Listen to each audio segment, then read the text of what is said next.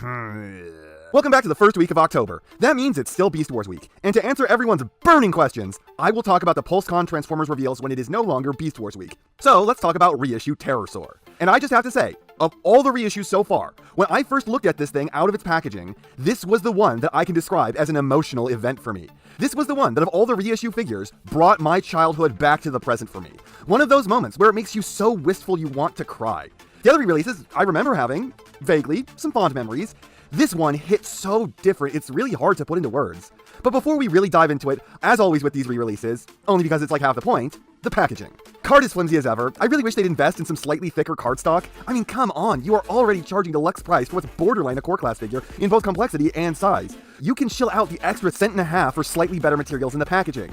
Fortunately, Hasbro seems to have moved away from the rare rock bubble design on the front, so hopefully collectors can stop getting scammed about it. But once again, this leaves a little to be desired on the nostalgia front, as it still doesn't look like the Animal Eye Lens type of packaging that I remember as a kid. Apparently, whoever drew Terrorsaur's gun had never actually seen it in any other state than folded up. Gotta love how extra they went on Terrorsaur's bio, striking from the sky like a demonic dragon.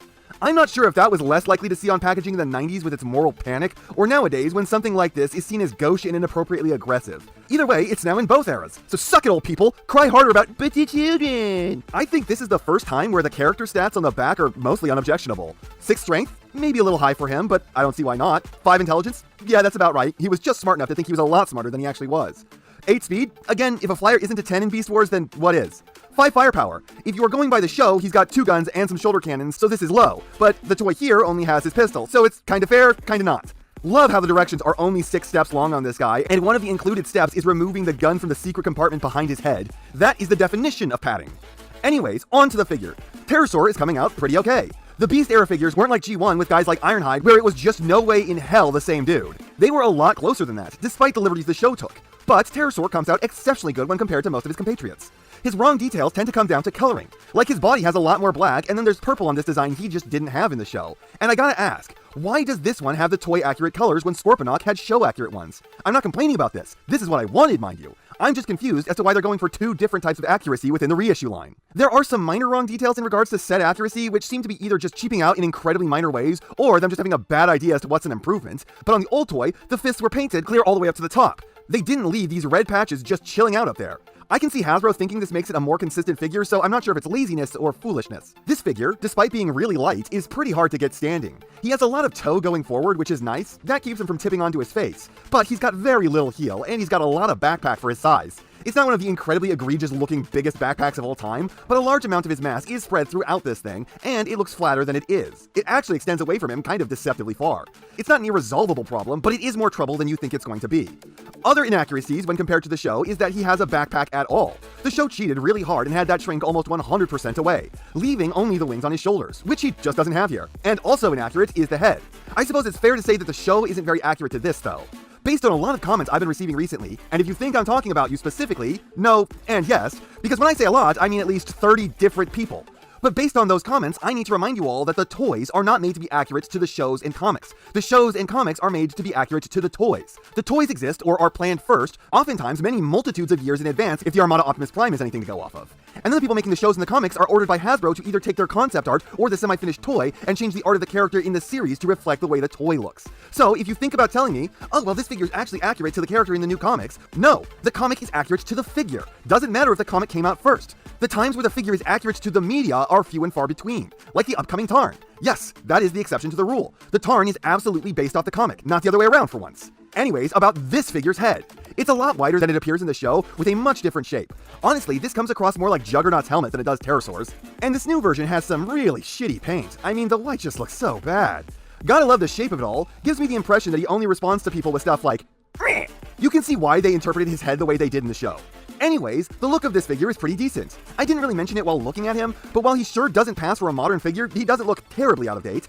I could see this getting released for the first time now in a more kid-focused line. There's really nothing that stands out as awful about the sculpt, and it's reasonably close to the character model we all know. So I can't say that I disapprove of what I'm seeing at all on an objective scale. It looks about as good as you could expect for the time, and obviously on a subjective level, I'm floored by this thing because it's my childhood made manifest. But I don't think that's tainting my ability to assess this thing.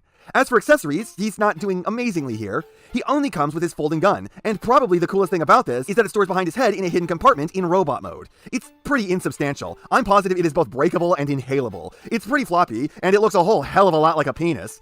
It's the gun that he always had as a toy, and that was fine for back when this figure was $5, but now it's 25, and I can feel Hasbro's boot grinding into my balls while they turn my wallet upside down. There's nothing else he should have come with, if they're keeping to the toy loyalty, but come on, for the love of God, Hasbro, you have no business charging deluxe prices for this. I'd be happy paying a premium for this considering what it is, but feel free to break the size class mold any day now and just say that this figure is $18 because we say so, and not one worth 25 because it's what we charge for deluxes. Posability on this guy, like with much of Beast Wars, is actually surprisingly great, especially for the era. Head is a little more down than normal and a good bit more up if you remove the gun. Shoulders pull a 90, elbows pull a little more than a 90. Jerking off action, no waist due to the transformation gimmick. Hips are unimpeded forward and to the side, but back they only get a 45. Normal 90 knees, and toe down. It's not the equivalent of a modern figure, but it does beat most cores, and considering this came out 25 years ago, that's pretty impressive.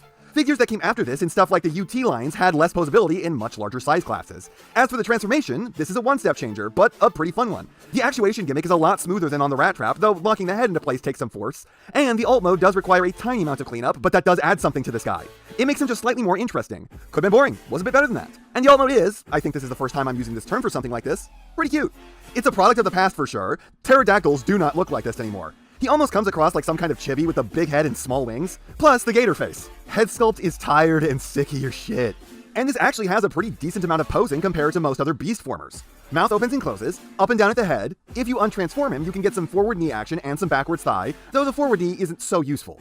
And he's got a toe tilt up, which helps with the leg articulation. So despite looking like more of a brick than a lot of other beast formers, he's got a bit more than most of them. Not a ton, but at least a few things. And this is a pretty great alt mode. I mean, it's not going to pass for anything other than what it is, but it's a lot of fun. And it stands pretty well. Very nicely balanced for something resting on two legs that are arms. Plus, it's got that swooshable quality. This would be great for kids. And my overall conclusions in this thing is that it is way too expensive, but it's also still a lot of fun. Sure, it feels kind of nasty paying so much for a positively ancient figure that is so small, and they even cheaped out on some of the paint detail. And they use some crappy quality paints as well. Like that goddamn face.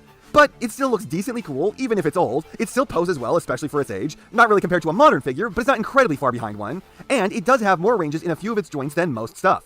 Transformation isn't bad being a one-step changer, considering there is a little more to it than just the one step. Again, this would be perfect for a baby's first transformer, as there's not much for them to get confused about in the transformation, and unlike Rat Trap, the mechanism doesn't like to get stuck and isn't easily damaged. Though, if you are giving this to a little kid, you may want to keep the gun in your possession when the toy isn't being supervised. Toddlers will very rapidly eat it, and it's just easily damaged otherwise. And the alt mode is fun. It's got a lot of pros, but the price is just so stupid. Only buy it if you can find it on clearance if you're a normal person. If you're buying it for a little kid, their crap is often overpriced as it is, and this is as good as any of it. And obviously, if you're an adult collector like me, for whom this figure matters to you growing up with Beast Wars, there is very little in the way of pricing that would stop you from picking this up. Even if the price irritates me, I can't say that I don't find my experience with it worth what I paid. And that's not half what I have to say, but it's enough what I have to say. And I know, you know, what everyone else tells you to do at the end of these videos. So, if you liked what you saw here, please do that. And if you'd like to take it a step further, then please, share this video with any friend you think may be interested. I hope you all enjoyed listening to me waste your time.